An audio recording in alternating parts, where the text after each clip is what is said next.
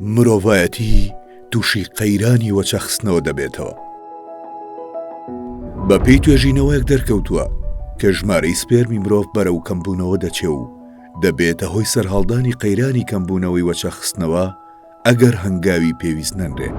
توێژینەوەیەک لە گۆڤاری دوایین گۆڕانکاری لە وەچەخستنەوەی مرۆڤ هەومان ڕیپرۆدەکشنە بدەیت بڵاو کراوەتەوە کە لێکۆڵینەوەی لەسەر 153 پیاو کردووە بێەوەی هیچ نیشانەیەکی ئەویان هەبێ کە ناتوانن وەچە بخەنەوە.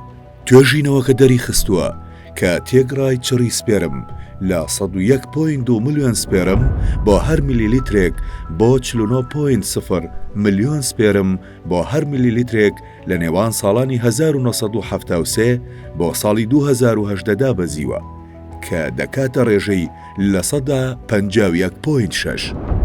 لە توێژینەوەکانی هەمان تیم کە لە ساڵی 2007دا بڵاو کراونەتەوە دەرکەوتووە کە چڕی سپێرم لە ماوەی 40 ساڵی ڕابردوودا زیاتر لە نیوەدا بەزیوە.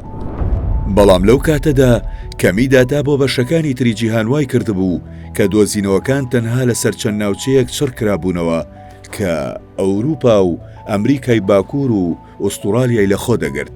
بەڵام ئەم دوایین توێژینەوەیە داتای نوێی 53 وڵاتی جیهانی لەخۆ گرتووە. لە دوایین توێژینەوەدا دابەزینی چڕی سپێرم نەک تەنها لەو ناوچەیە کە پێشتر لێکۆڵینەوەی لەسەر کراوە بەڵکو لە ئەمریکای ناوەڕاست و باشوور، ئەفریقا و ئاسیاشدا بەدی کراوە. جگەلەوەش پێدەچێ ڕێژەی دابەزینی سپێرم لە زیادبووندا بێ.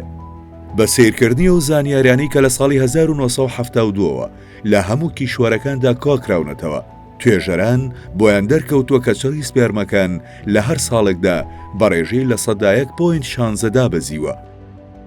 بەڵام کاتێک تەنها سێری ئەو زانیاریانیان کرد کە لە ساڵی 2000 کۆکراونەتەوە، دابەزینەکە لە 102.64 بووە لە ساڵێکدا.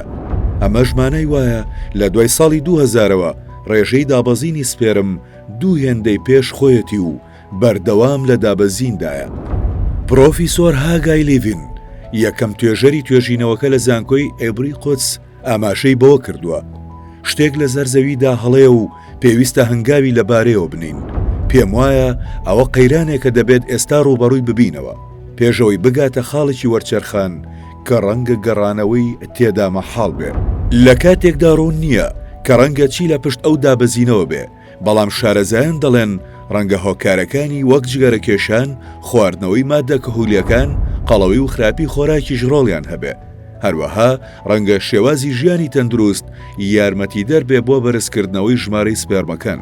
پرۆفیسۆر ڕیچارد شارپ پسپۆری تەندروستی زاوزەی پیاوان لە زانکۆی ئێدنبرە ڕایگەیاند داتانوێکان دەری دەخەن کە پێدەچێت ئەو دابەزینە دیاردەیەکی جیهانی بێ. شارپ وتی دابەزینەکە مانای ئەوەیە کە هاوسەرەکان پێویستیان بە کاتی زیاتر دەبێ تا دووجان دەبن و بۆ زۆر کەس کات لە بەرژەوەندی ئەواندا نییە، چونکە بەشێکی خەڵکی خۆیان هەوڵی دووجانبوون دوا دەخەن تاوەکو ژنەکە دەکاتە تەمەنی 30 یان چەند ساڵی، لە کاتێکدا خۆی توانای منداڵبوونەکەی پێشتر کەم بۆتەوە. شارپ وتیشی ئەم پرسانە تەنها کێشەیەک نین بۆ ئەو هاوسەرانەی کە لە ئێستادا هەوڵی منداڵبوون دەدەن. لە 50 ساڵی داهاتوودا کێشەکە کاریگەری زیاتر دەردەکەوێت، چونکە هێزی کار و گەنجان کەمتر و کەمتر لە کۆمەڵگاکاندا دەبینرێن.